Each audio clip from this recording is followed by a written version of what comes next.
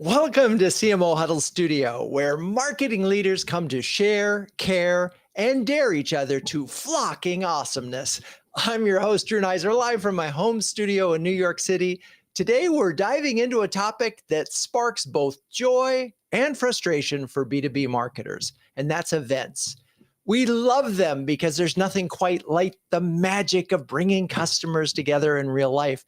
But we hate it when salespeople don't do the pre-work, like scheduling meetings, leaving ROI to chance. With every dollar under scrutiny, CMOs are putting events under the microscope and asking the tough questions. What's worth it? What's not? And how do we make every event count? And there's so many different types of events, so it's tricky here to have this conversation. But fortunately for you, we've got three amazing marketers to talk about this. So let's bring in Charles Groome, VP of Marketing at Insightful, and a returning guest who's previously appeared on the show to discuss category creation and ABM. Hello, Charles. Hey, Drew. Yeah, thanks for having me back. How are you and where are you?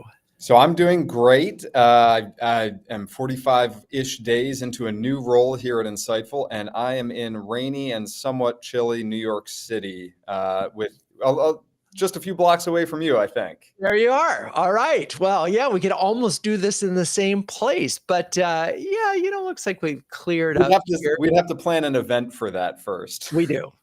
So, by the way, congrats on Insightful. For maybe you could quickly so what is Insightful and explain what's going on there? Well, you're going to test my positioning know-how in the first 45 days, which is always good for a new leader.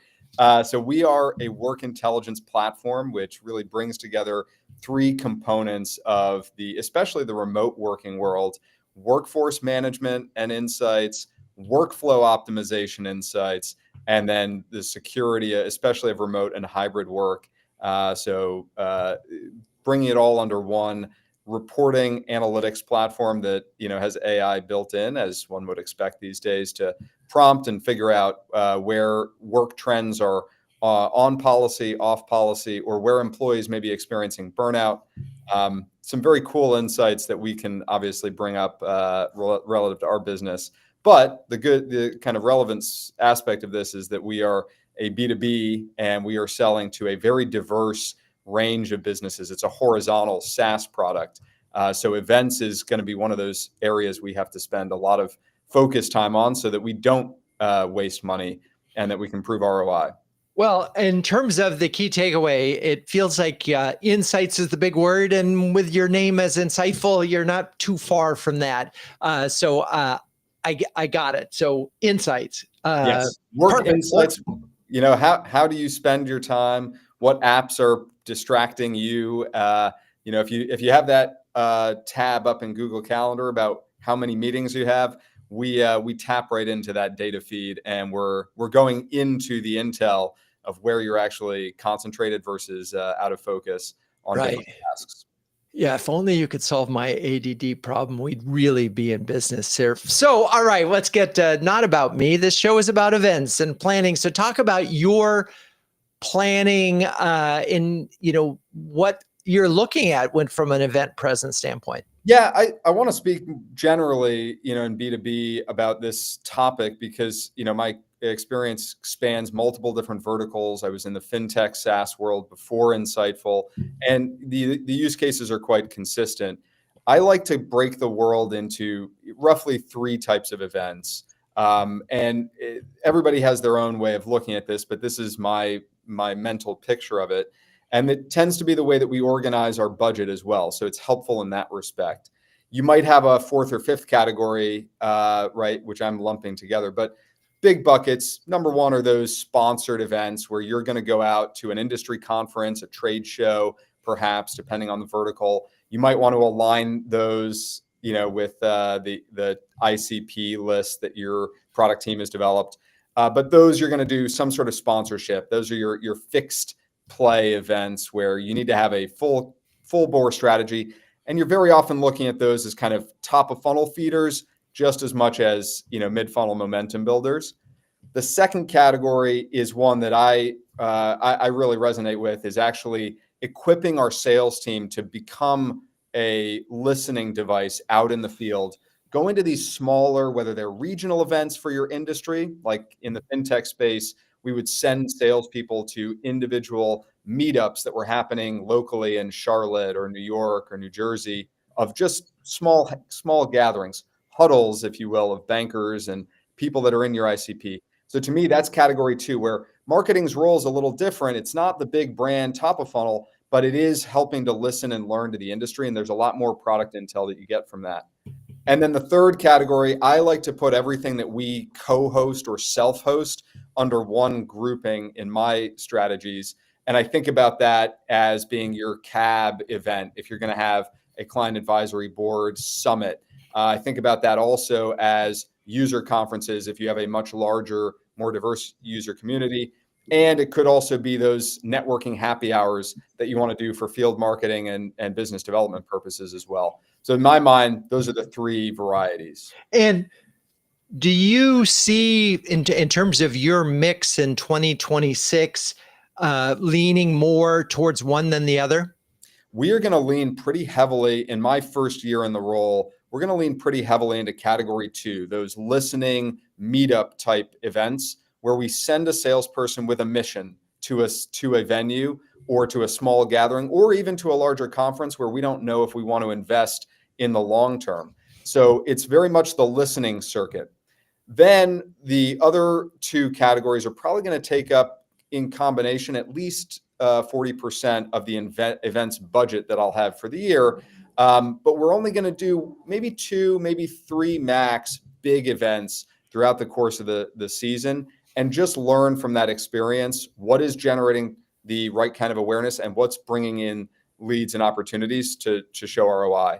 And then we will have our owned and operated events, the networking happy hours, and one client advisory council summit that we're planning. So it's all in there in the budget. It's a lot to get done, but I would say by just sheer volume, we're going to have the most of those like field meetup type events where sales is out as our listening post. And so it's curious because the first bucket and the third bucket, I'm sure we're going to find in a common. The second bucket is one that's frankly a little less familiar to me.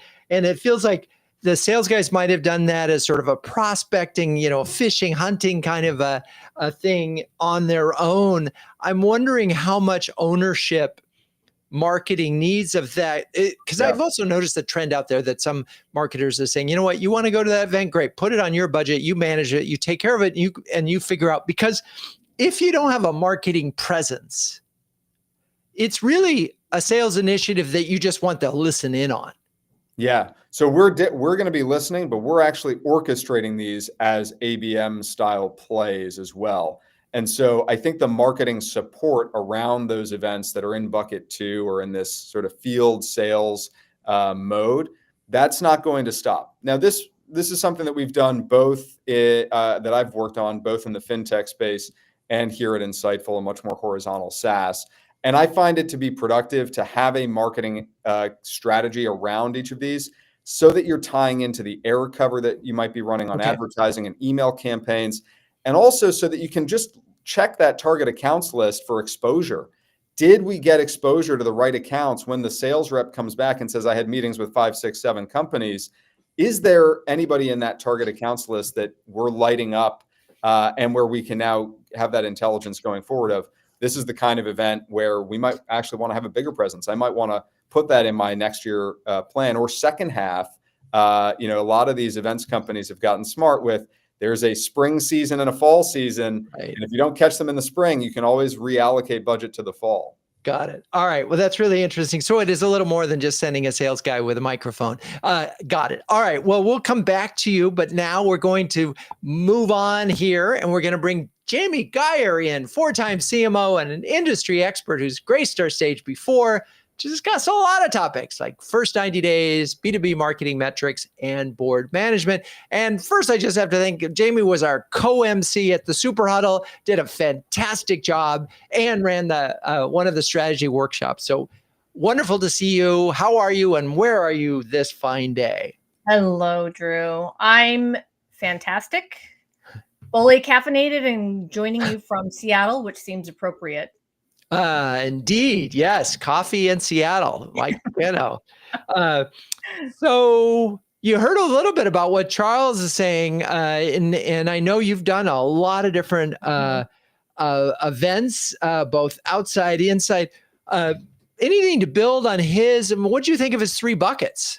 Yeah. So agree with his 3 buckets, the different types of events that you can activate to drive both brand and demand. And let me just say, I love events.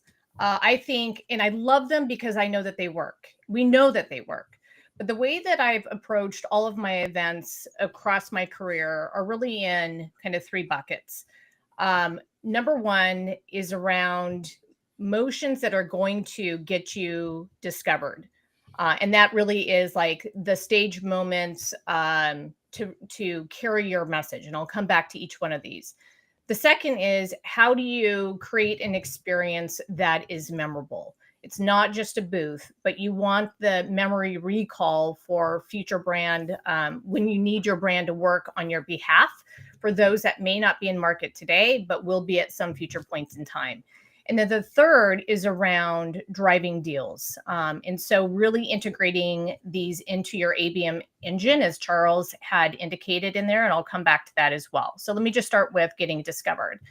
This is where your customers are really, really important. If you are not cultivating your customer relationships, you're not going to be able to activate them.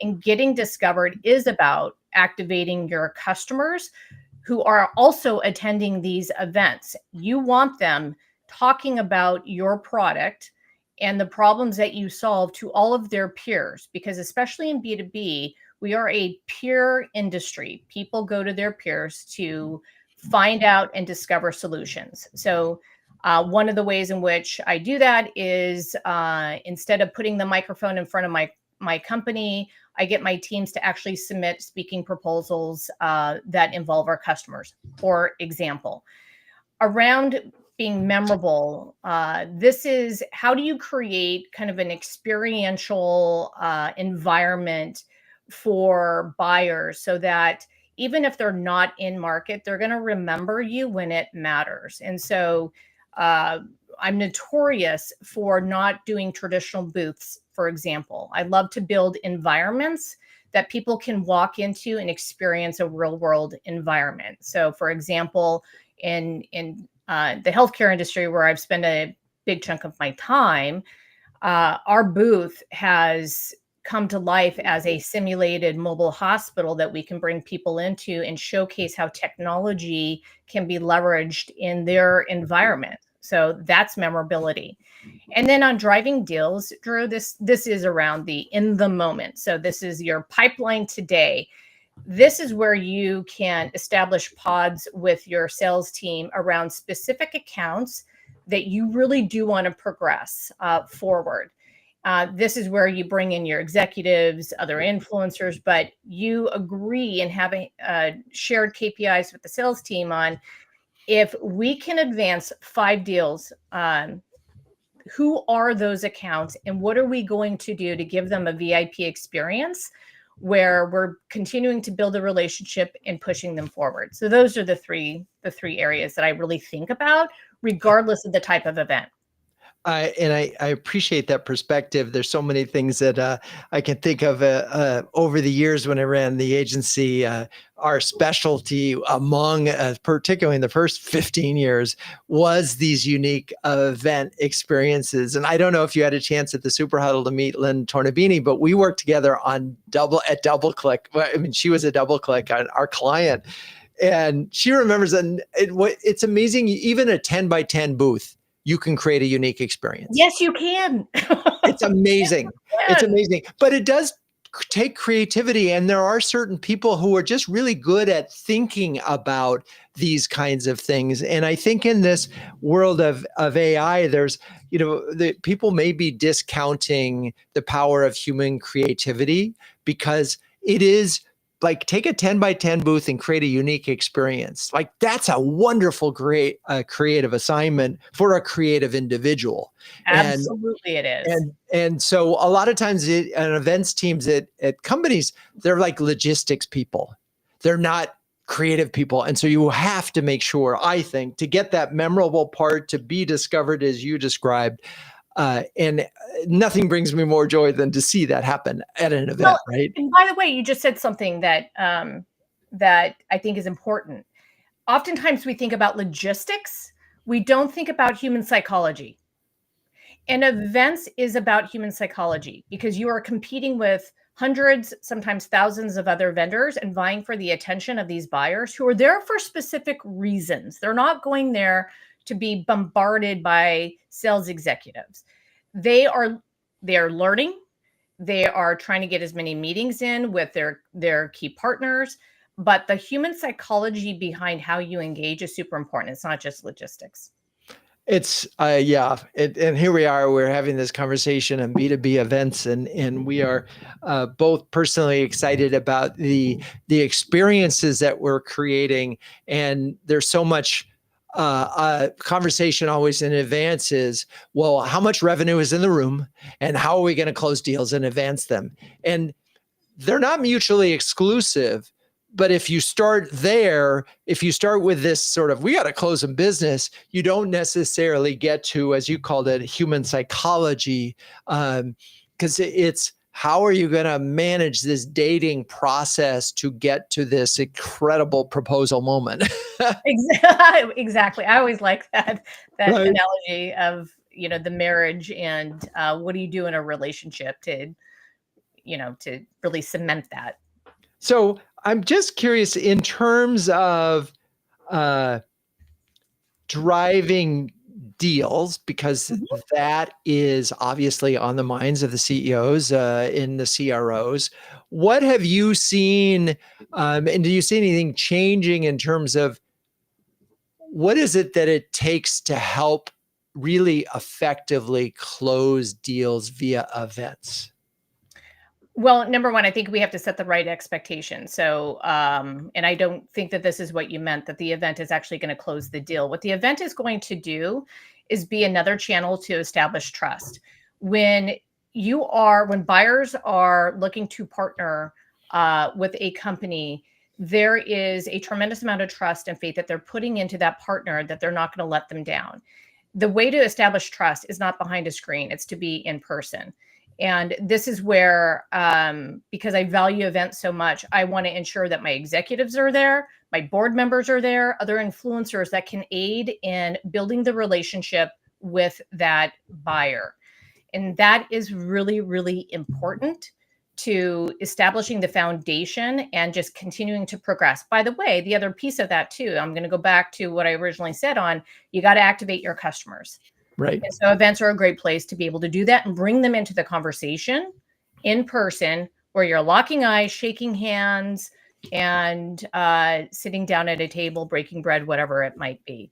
But one of the most effective ways that I've seen marketers and sales partner is around this concept of the pod. So if you can get around these key accounts and really gamify it, like create a competition as to how many of these key accounts that are in pipeline that you can advance, and create a little bit of competition. A pod is your demand gen person, your SDR, and a sales executive, and maybe a thought leader that you might have in your organization. What are you going to do around those 5 accounts that the sales executive needs to progress that's in her pipeline, for example? And just create really good strategies and programming around that. I love it. Yeah. And obviously, if within that group, part of the thing is if there happen to be 3 customers there and they're talking about it and they're connecting with this advanced prospect, you got an opportunity to really accelerate that deal. All right. Well, we'll be back to you.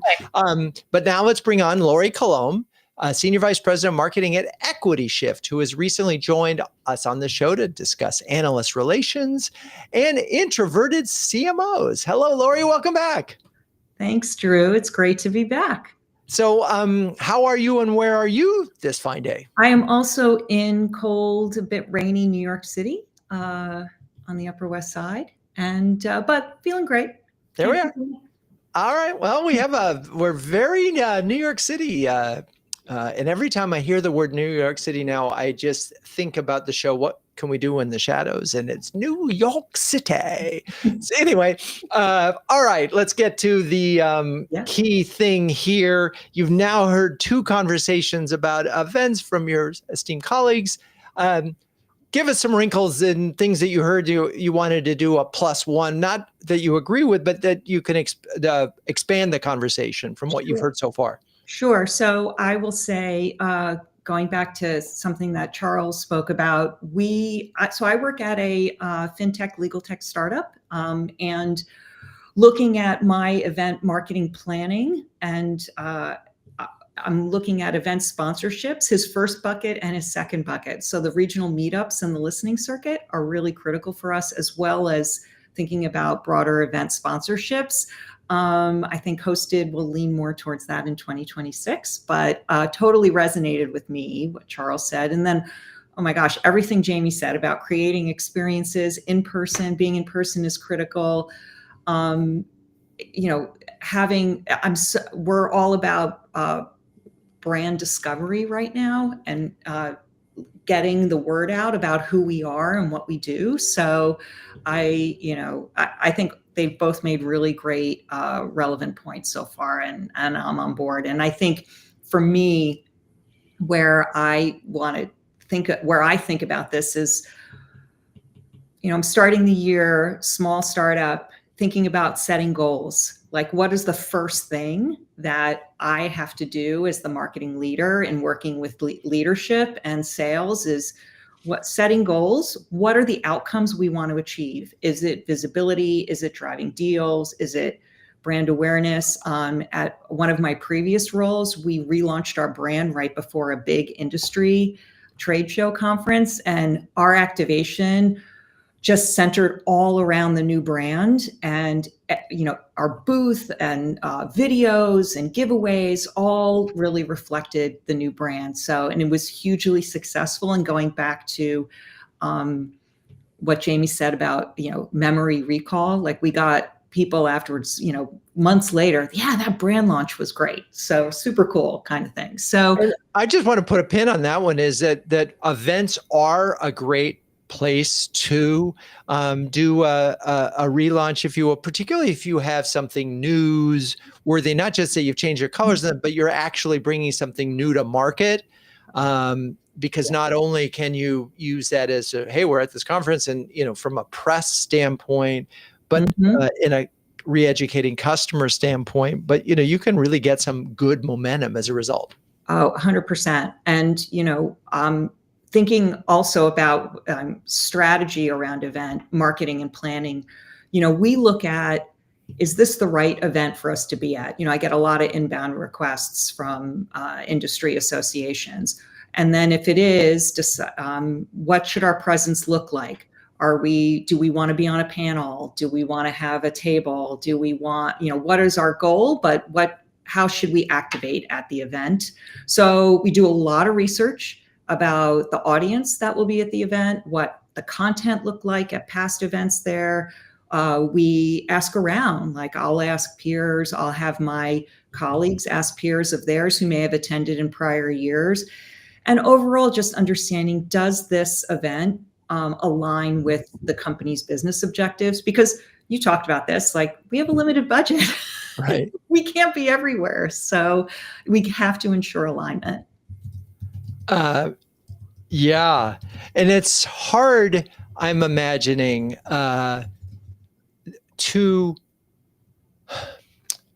you can't be big like at every show.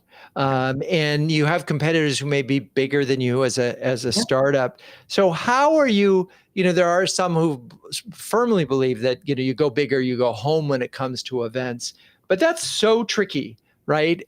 It is.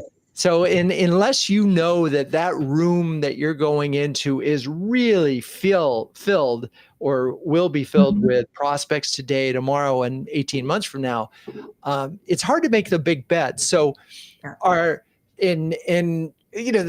is a tricky balance, but it is that moment where some marketers go all in on a few and really make sure they're big, and others sort of, just try to be in a lot of places. How are you thinking about this? Yeah, we're doing the second. So we're looking at, a few larger industry events, but we're finding that the regional events, being on the listening circuit really benefits us as a company. And, budget aside, it gives the team that ability to have those one-to-one or one-to-few conversations that enable them to, develop relationships where they may not lead to a sale in 3 months or 5 months, but maybe, the sales cycle is longer in my sector. So, but we find, and we're targeting geographies, I will say. So that's also part of our research, is targeting the right geography where we see the greatest opportunity with the potential audience. In those And why? Is there some geographic advantage or disadvantage from a service, or just it's a way of slicing the market? Yeah, it's a way of slicing the market. We have some very strong incumbents, that we run up against, who have, huge national, market presence. So, we're based on the East Coast. So, and a large competitor of ours is based on the West Coast, and Right. we won't necessarily be going to, events in Silicon Valley, for example. So, But maybe you can be stronger and bigger in the East Coast and then work your way across. And that makes sense. yeah, It's New just York, proximity matters. it does. New York, Atlanta, Boston, Philly, the Mid-Atlantic, Midwest. So, and it's finding those events, and maybe it's through a connection or someone in the network Right. that says, "Oh, come do host a dinner here in Chicago for, we can Right. bring, some great people together." And, so we look at those too. So a bit more nimble, a little less like longer term planning, but I try and balance both. Yeah, it's interesting. I mean, we hear the cliche, don't boil the ocean, don't try. But I really do think there is um, the strategy with events is you can't go to all of them. Right. So you have to have ability to discern which ones, and this is, again, a risk of being Captain Obvious here. We need to have criteria for saying yes and saying no. And they need to be strategic criteria and add to our overall marketing plan. I guess one thing that is clear is, and I want to get back to this listening part of this, is because it feels like if you don't have a booth and you're one or two people walking the floor, that it's kind of low investment unless you do surround sound like Charles was talking about. So when you're talking about listening, what else is there other than making sure that a human is walking the floor?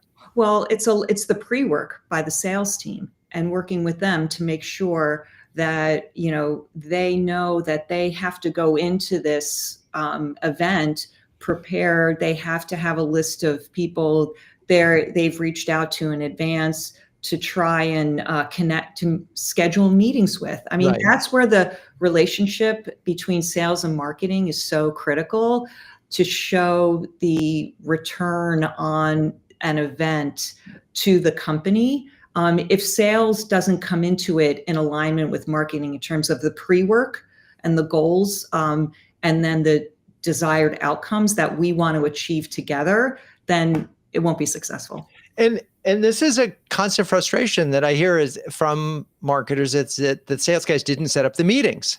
And so I'm curious, is there any trick to forcing that?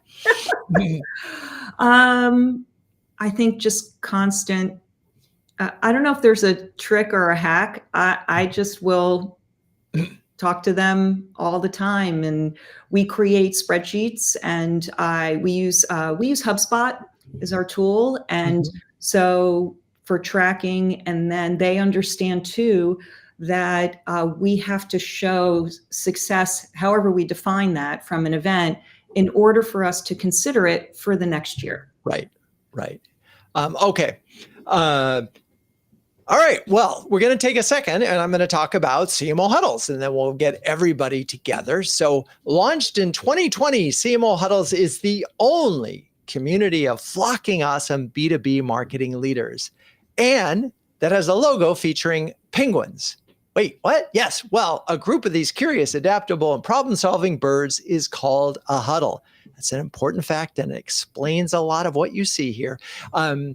And the leaders in CMO Huddles are all that and more, huddling together to conquer the toughest job in the C-suite. There's a little pun hidden in there. So, Charles, Jamie, Lorie, you are incredibly busy marketing leaders, but you have longtime members of CMO Huddles.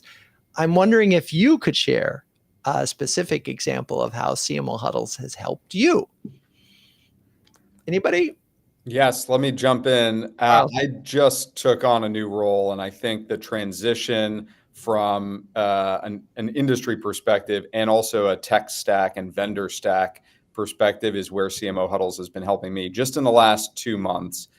Checking references, checking who else is using certain tools and techniques in a different vertical, as you're making that transition and you're really trying to build the right strategy. I think having that at our fingertips, and I'll give my shout out to you, Drew, for this, because you even gave me a personal reference earlier this week on a vendor that I've been talking to, which is, going to help us move that conversation forward. So I think the interplay and networking of what are you using, why are you using it, how's it working, you can't really get that anywhere else. And I love that and really just help you make faster, better, more informed decisions. So thank you for that. I feel like I might owe you one other reference too, but I have a note on that. Lorie, any thoughts? Yeah, so I've been a member now for a while, and for me, I think the some of what Charles said, but I'll also add on the peer networking and the relationships that I've built with other folks through CMO Huddles have really helped me. Like I said, I'm at a startup, and so having people I can go to ask questions and say, or ask for, help or information has been invaluable, and everyone is willing to help if you ask, and that just means a lot. I appreciate that. And so, Jamie, this happened twice this last week where, CMO said, you know what, I don't have time. I just don't have time to network with my peers. I don't have time. And I'm just curious what would you tell them? Make time. I mean, it's an imperative. I mean, when you have access, so similar to what Charles and Lorie mentioned, when you have a peer group that you can use as a sounding board in near real time. So for example, I sent out a message to 2 of our huddlers on a very specific thing. And within 24 hours, I had a response, a very good response for something that I needed to track down that they had specific intelligence or knowledge on. And to be able to get that's not always easy. But also, this role is really hard. So why would you not want to be around other people that are in the same boat as you for at least like validation or to a little bit of therapy, perhaps, but so you're not so isolated in the role. And so for me, beyond the sounding board, it's just when you get together with other huddlers, you also realize they're facing the same challenges as you. You're not alone. And that's a really good feeling to have from other peers.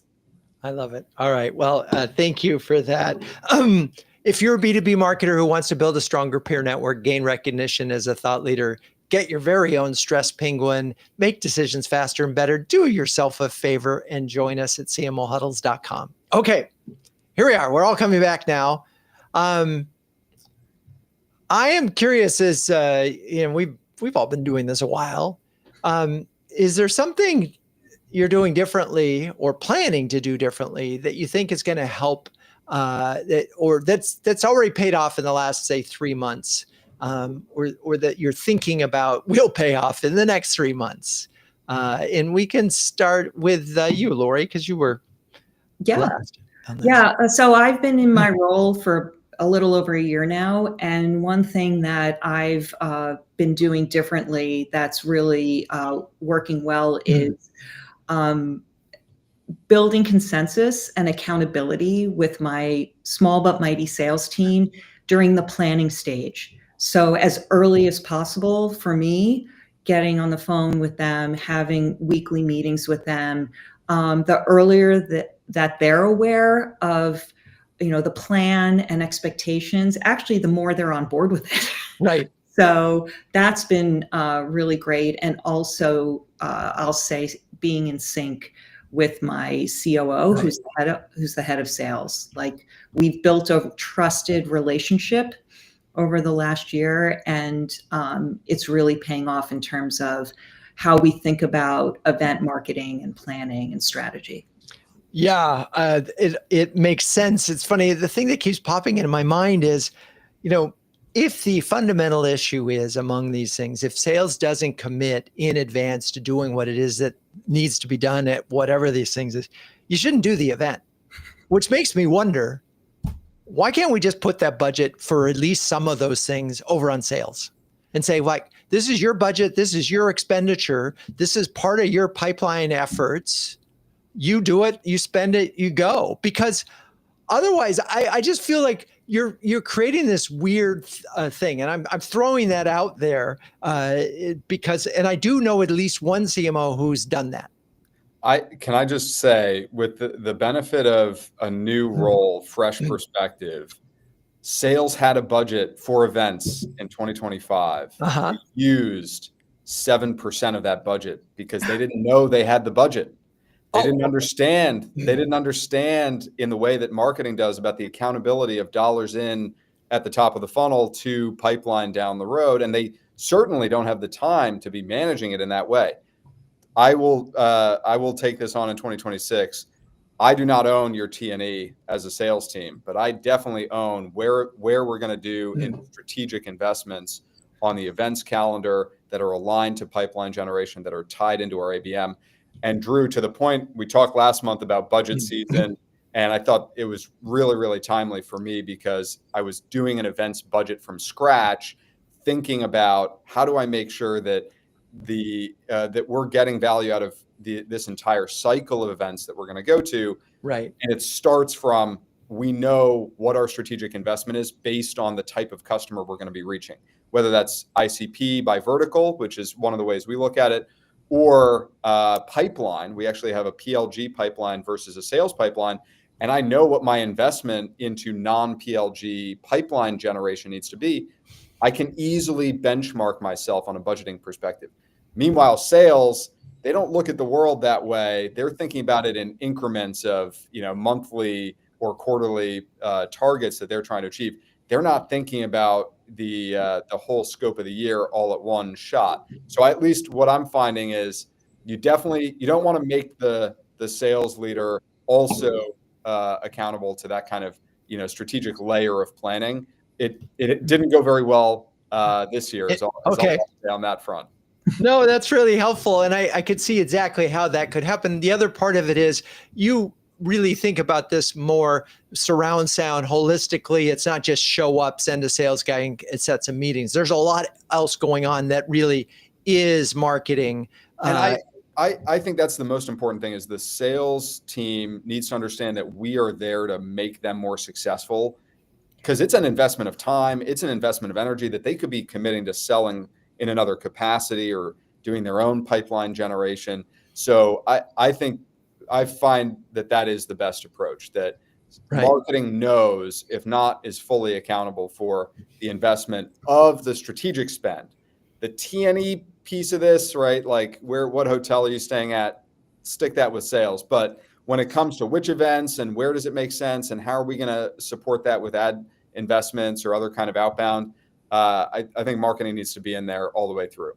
Mm-hmm. Okay, fine. But then we're back to this whole SLA issue of, what are we committing to and how, and Jamie, I'm wondering if you've actually cracked this nut in the past, which is we agreed this was going to be on the calendar. We agreed this is a good event. We've agreed that you need to set up a certain number of meetings.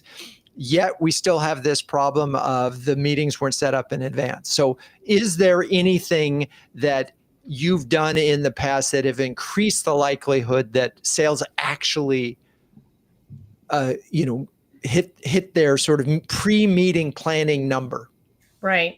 I think just the accountability and exposing that a little bit more aggressively. But I'll go back to the establishment of a pod and gamifying it, because everyone likes a little bit of friendly competition. But if you have the right people in the room that can kind of lean in to really make sure that those meetings are getting established, because you've set even KPIs around that, not just what happens at the meeting, but what happens before. If there's a problem with your sales counterparts not booking meetings, there's a bigger issue going on there. And that's where the CMO needs to have a nice conversation, excuse me, with the CRO on, hey man, what's going on? We've got to drive pipeline. We got to progress pipeline. We're in this together. So, here's what we're looking at. But if you have visibility into where people are tracking, there's a little bit of, I don't want to say public shaming, but I will say public shaming if you don't do that. So That's got to happen. I mean, we're all in it together, but the pod mentality at least puts all skin in the game to make that happen. But I would say if the sales executives are not leveraging those events to get in front of or get time between, say, your CEO and a prospect, there is fundamentally something wrong. Okay. Right. And that's worth diagnosing. So if you're happen to be a CMO and you're seeing that happen over and over again, there is an issue that you need to dig deeper on. I want to go back to something that Lorie said, and I don't think this is done enough, which is you're not just competing with the other people at the event who have booths and so forth. You're competing with this world of message overload and data overload. And even though you're inside a room, there's still this world, people are on their phones looking in. And so to me, an event strategy could be, we have one big thing of news every quarter, for example, right? And that's the focus of our organization, whether it's a new product or it's a new research study or it's a new way of thinking about it or a new way of defining the problem. And then you can take that to the salespeople and say, we have this news, this is the storyline, and this is your excuse, right? New product, you're probably going to want to see how that works so that you can take advantage of a customer, right?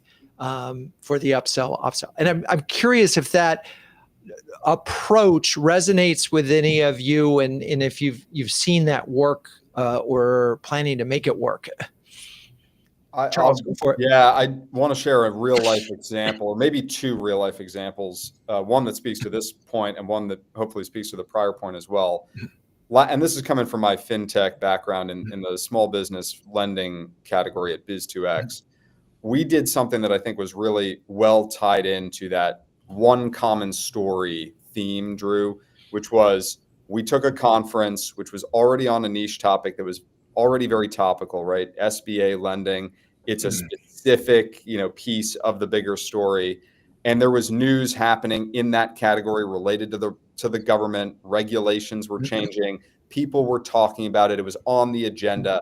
And so we made our entire event theme to focus on that regulatory news that's going on in the industry and a storyline around how we solved it product-wise.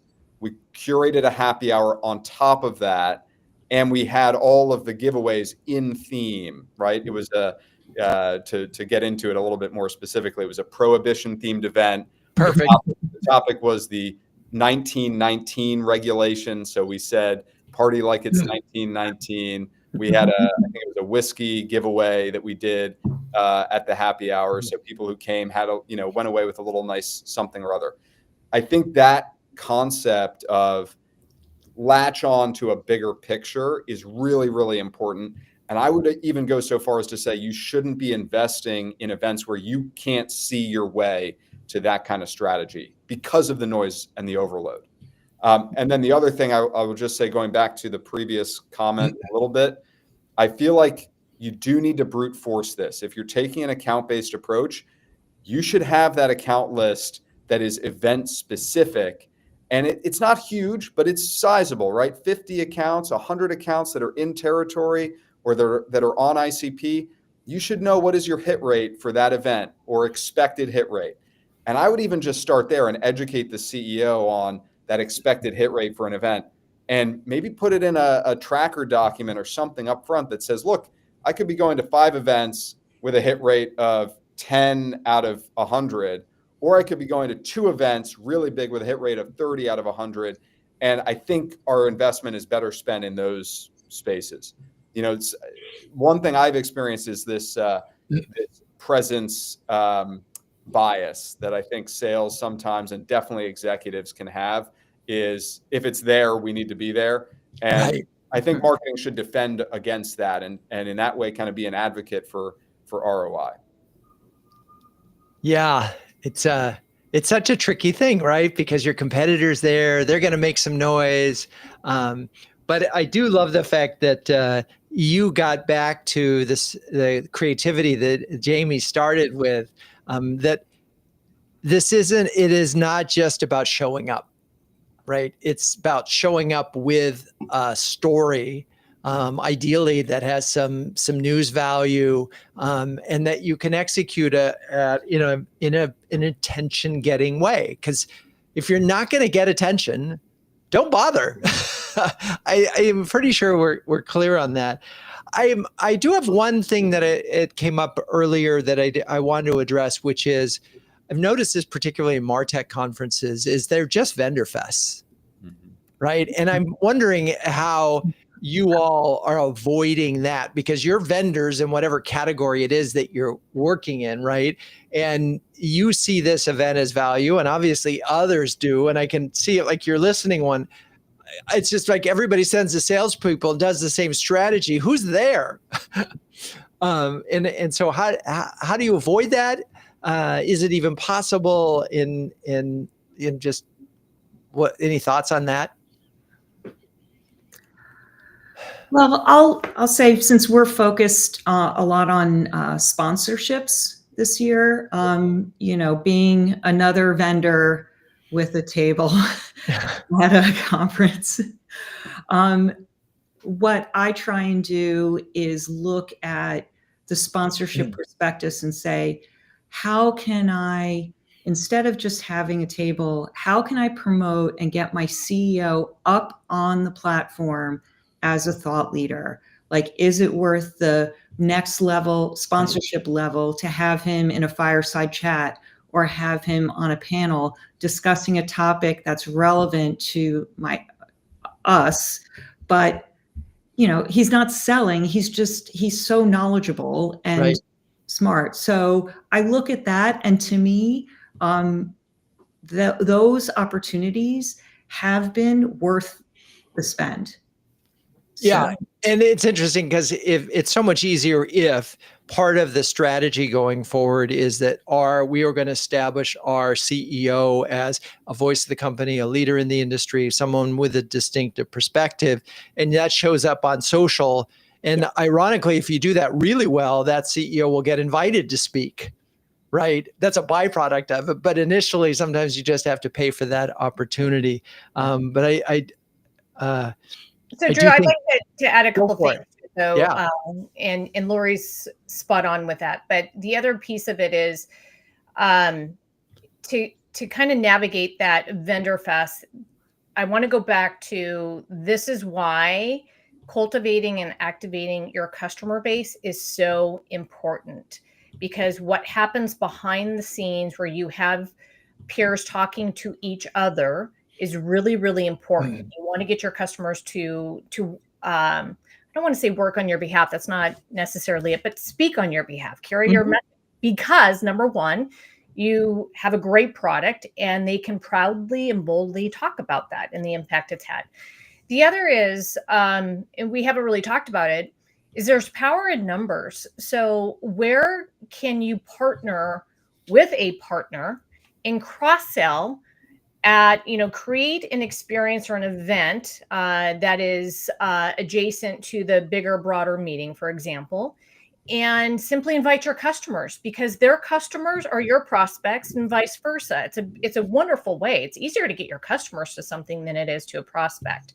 So we don't want to forget that we have partners with symbiotic products with our own, and that can be very powerful. And I would say the third is you got to have a magnetic draw. And I found to be very successful if you can get people in a room that other people want to be around. So for example, in healthcare, inviting like former heads of, if it's the former secretary of the VA or the former secretary of HHS or whomever, that is a draw to get other people in a room.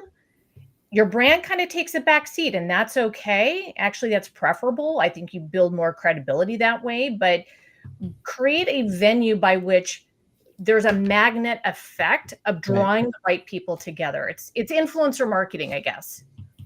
Yeah, it's so interesting. And we're going to have to wrap up really, really quickly. But you reminded me, Jamie, building on the theme of partnering at events. If you're a small group, you probably can't afford to necessarily throw a party for the whole thing. But if you band together with 4 or 5, you probably can. And then suddenly here you're throwing a party for 300 people. And in theory, if they're the right partners, they're going to bring in, getting to Charles' number, of that 100 that were there, maybe 35 or 40 of them will show up, versus if you tried to do it on your own.